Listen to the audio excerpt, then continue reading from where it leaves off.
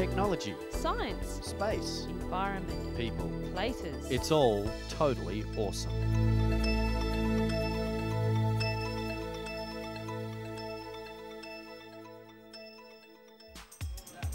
Welcome once again to Totally Awesome. On today's show, is it a man or a monkey? Whatever or whoever, it's sending the feeling of terror around a small town in India. The relationship art has with science. We'll take a look at a very unique exhibition that gives us a better understanding of both.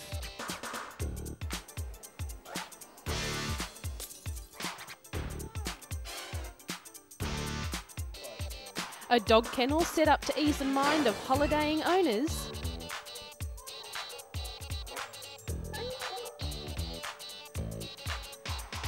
And the Russian motorbike that's turning heads around the world.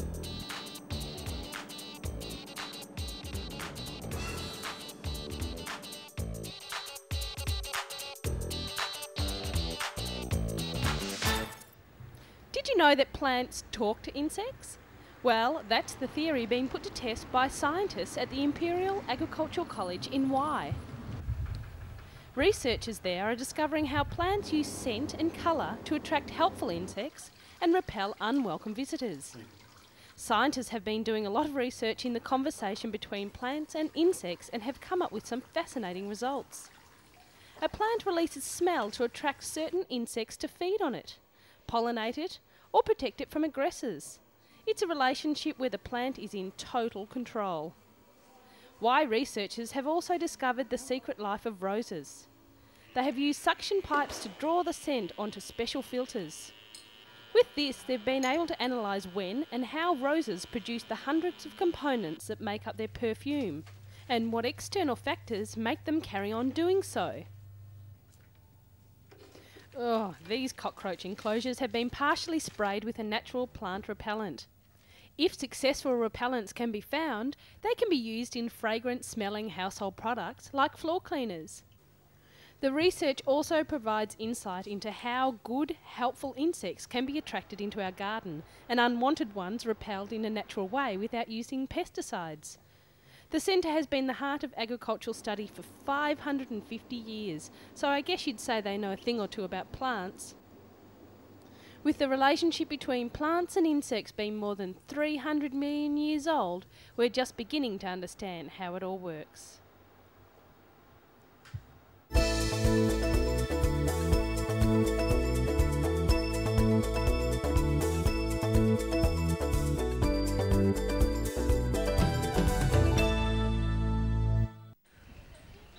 Police in India were on their toes recently when an estimated 65 reports were made about a mysterious attacker with a monkey's face and a human body. He was said to be scratching and biting victims in and around Delhi. Named the Monkey Man, this mysterious creature had the newspapers in a frenzy, with sketches of the mysterious attacker splashed all over the front page. Two identikit portraits put together with the help of the creature's victims suggested it was human. 55-year-old Ram Gopal Shamara, who was attacked by the creature while he was sleeping, said the incident had panicked his neighbours, forcing them to spend their nights in the streets armed with sticks, waiting for the attacker. Ashkol Kumar, an eyewitness, said there were two of them. The first one's face was that of a monkey. He had hair all over his head and shoulders, but there was no hair on the lower part of his body. The second creature also had a monkey's face and hair all over his head and shoulders. Police said they had no clue as to the identity of the alleged attackers, but they had intensified patrols in an attempt to catch the mysterious creatures.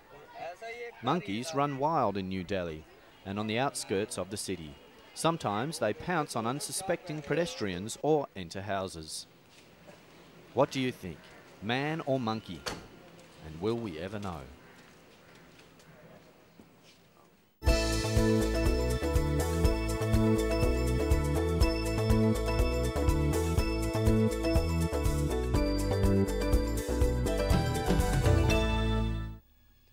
Is this a space ride over a Martian landscape? Not quite. Or dream pictures of another dimension? In a way, yes. It's images of an internal world. This is a computerised representation of the elements that form the Earth. It's an artistic way to show a science point of view in a real manner. This table of 109 known elements is familiar to students of chemistry. Transforming it into works of art is new. The idea of science-inspiring artists is a great way for everyone to understand the concepts behind science. And scientists are always looking for ways to take a look at their ideas.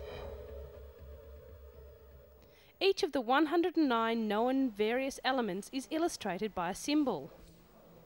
Arsenic is common in shellfish, so the symbol used is a lobster. The map of Cyprus is a reminder that copper is derived from the island's name. With its potential for use in nuclear weapons, the element plutonium is represented by the Hindu deity Shiva, the creator and destroyer of mankind. While helium gas explodes in solar-like flares that consume the universe.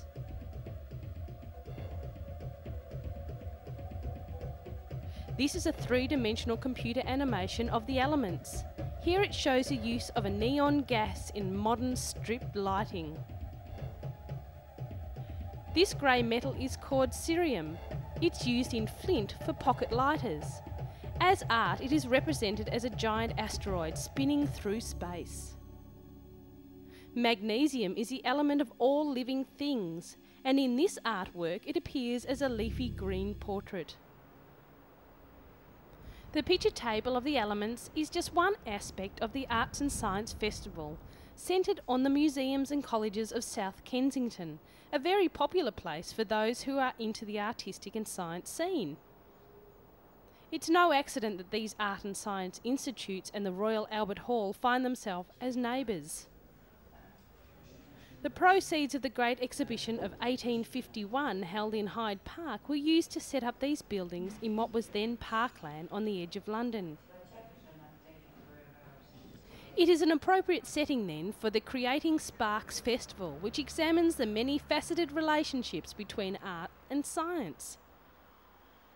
Immortality, creation, evolution, the stuff of artistic as well as scientific research, and the inspiration for these works by sculptor John Robinson.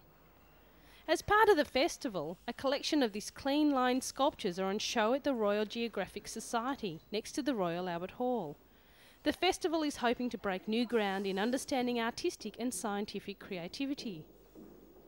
The heart of the festival is the annual week-long meeting of the British Association for the Advancement of Science. Ooh, what a mouthful! A showcase of research in all areas of science which each year bases itself at a different British university. This year it's the turn of the Imperial College of Science, Technology and Medicine.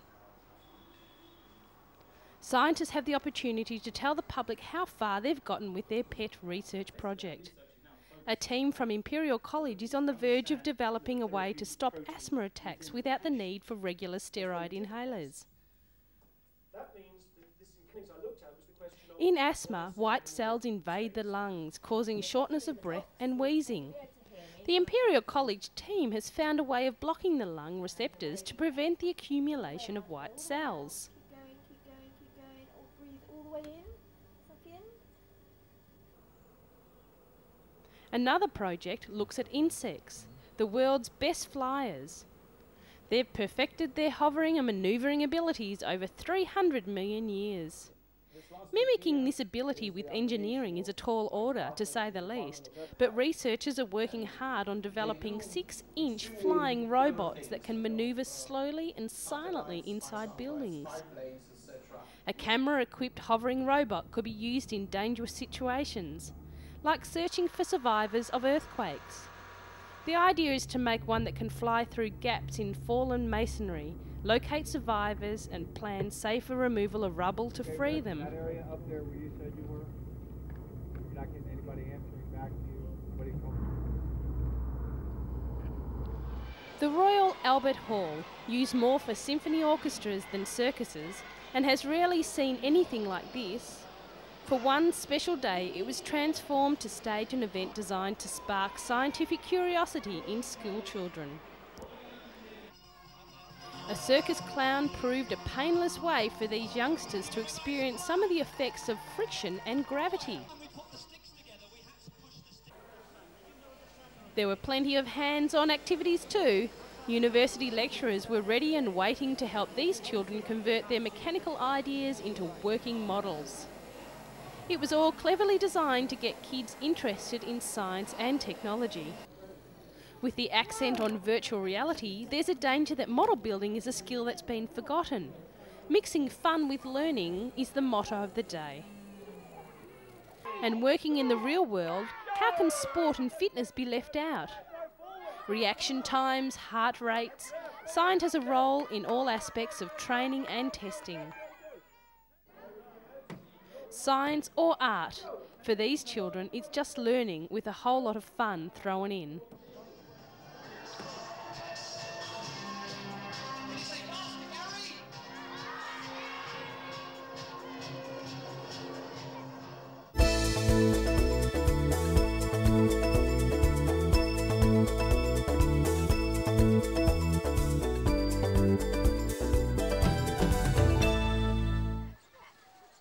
On a hill overlooking Yangon sits a smiling Buddha made from a huge slab of pure white marble. It's the biggest marble Buddha image in the world, according to the government of Myanmar. It has been nearly a year since an elderly Burmese sculptor stumbled across a huge slab of flawless marble north of Mandalay. And after months of planning, sculpting, transporting and praying, a majestic white marble Buddha now sits on a hill in the nation's capital. Marble is a stone that comes from limestone. It has been transformed from intense heat and pressure and is often used in sculptures and buildings. To find a piece as pure in colour as this one is quite unusual. Weighing more than 400 tonnes and measuring 37 feet tall, the Buddha is said to be the largest image of its kind in the world. It was a huge task to move the marble, with a specially crafted barge required, because the stone was too heavy for the road. Along with the special barge, 2 temporary railroads were built to transport the massive slab. More than 100,000 locals turned out to witness the moving of the Buddha statue. The barge stopped at townships along the way so that people outside of Yangon got their chance to pay respects. It is hoped that the Buddha will bring happiness and protect from danger.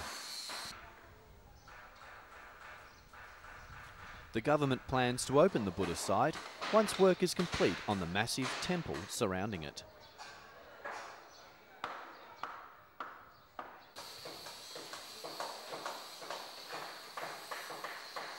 Until then, the crowd comes to pay its respect and to be inspired by this magnificent piece of work.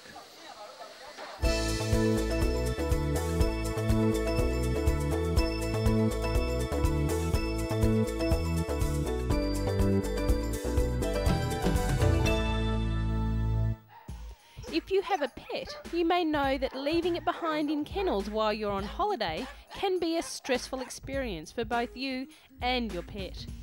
You may worry about whether your pet is eating, sleeping and being cared for properly, or just whether or not they're getting enough pats. Paul Bliss is the owner of Gay Dog Boarding Kennels and believes he has come up with a solution to the problem. By installing a web camera in his kennels, Paul is able to upload pictures of his canine guests over the internet, so people can see how their pets are coping, for a minimal charge, naturally.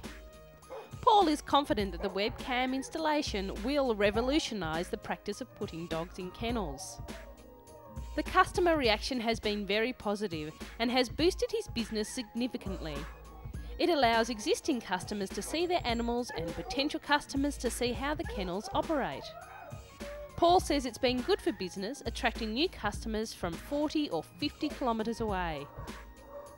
The webcam pictures are updated every 10 minutes and are loaded directly onto the internet. Now you can make sure Rover is having as good a holiday as you are.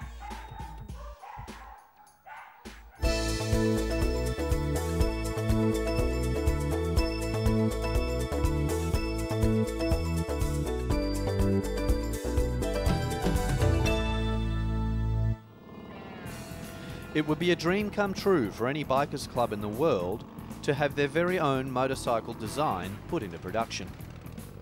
For the Night Wolves of Russia, that dream has now become a reality. The Moscow-based Night Wolves came up with the design for their dream machine, the Wolf motorbike. The bike is the brainchild of Night Wolves leader, the Surgeon. Russia should have its own Russian bike, with its own legend, with its own name, he said. He also said the Wolf motorbike is special because it feels unique. When you're riding a Japanese bike, for example, you're one of many. But when you're riding Wolf, especially if it's tuned by our Wolf engineers, then even people who don't know much about bikes will turn their head and stare. The custom-made bike not only gives the Russian image a boost, it also looks cool and would really give your mother a shock when you brought it home. Speaking of mothers, these boys would be in big trouble at my house for not wearing a helmet while riding. Kids, not something you should try yourself.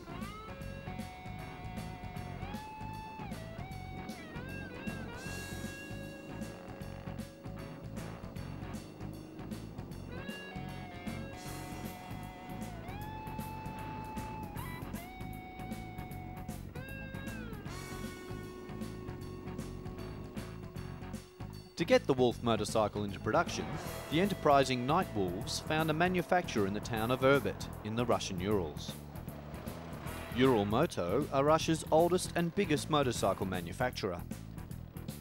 Before the collapse of communism, the Euromoto plant used to produce 150,000 motorcycles per year. With falling production levels and sales, Euromoto bosses apparently jumped at the chance of producing the Wolf motorbike. Initially, the first models of the Wolf were only available for sale in Russia. Euromoto designers held back from offering the bike for sale on foreign markets. They wanted to further improve its design specifications. Euromoto director Vadim Trypinchkin said, "As of this year, we have started exporting Wolf motorbikes, and it was a very pleasant surprise for us when we realised that it's becoming popular. We export it to many countries in Europe and to America." A standard model of the Wolf motorbike will cost around $2,800 in Russia. Cheap for a custom motorcycle of this type. But prices rise sharply for the export models. But despite a price tag of £4,200 sterling, the Wolf has picked up a strong following in Britain, and sales are expected to increase. "I think it's the fact that it's a custom that doesn't look like a Harley-Davidson is what makes it sell," says David Angel, owner of the F2 motorcycle dealers in Banbury, Oxfordshire, England. Angel, an avid biker since the age of 17, says the young generation of serious bikers are looking for something different with a distinctive look. So, will the new kings of the road be riding a Russian motorbike? Only time will tell, but established motorbike manufacturers had better watch out.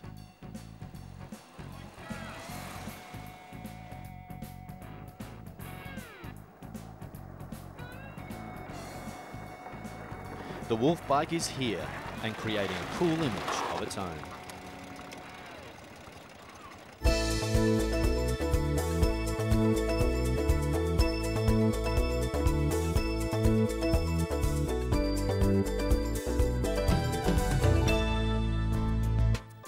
Concerned by a recent spate of shark attacks, scientists in Australia have fitted a fearsome great white shark with a sophisticated tracking device as they try to understand more about shark behaviour. Neil, as the shark has been named, is the second of his species to be tagged in this way by Australian researchers from CSIRO. Neil takes his name from Neil Blunden, the commercial fisherman who helped the scientists catch the shark for long enough to be fitted with a high-tech satellite transmitter. Now each time Neil surfaces, his tag transmits to a satellite and his whereabouts are beamed back to researchers. Scientists believe knowing the shark's habitat might help explain why and when shark attacks occur. They admit that many more of Neil's friends will need to be tagged to get a good picture of their behaviour.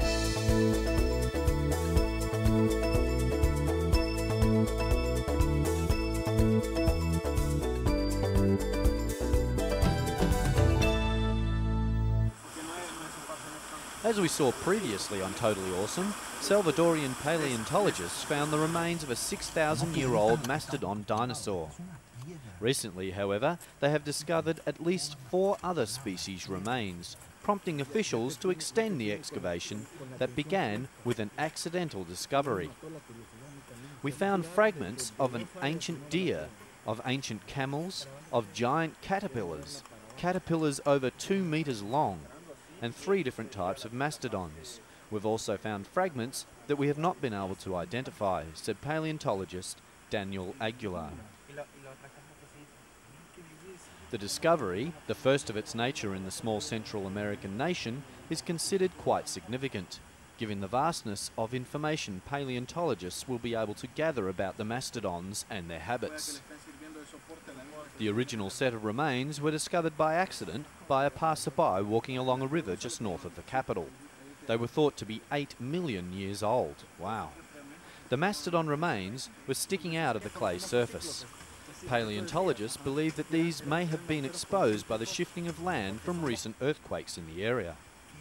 The mastodon roamed the American continent during the Pleistocene period, 6,000 to 7,000 years ago. Scientists believe that dinosaurs roamed the Earth 65 million years ago, and their extinction was due to a massive disturbance in the environment. The discovery of fossils such as the mastodon gives scientists more and more information that helps put the pieces about our Earth into place. It also gives us an idea of their lifestyle and habitat. Paleontology, a science that unlocks the past and may help to map our future.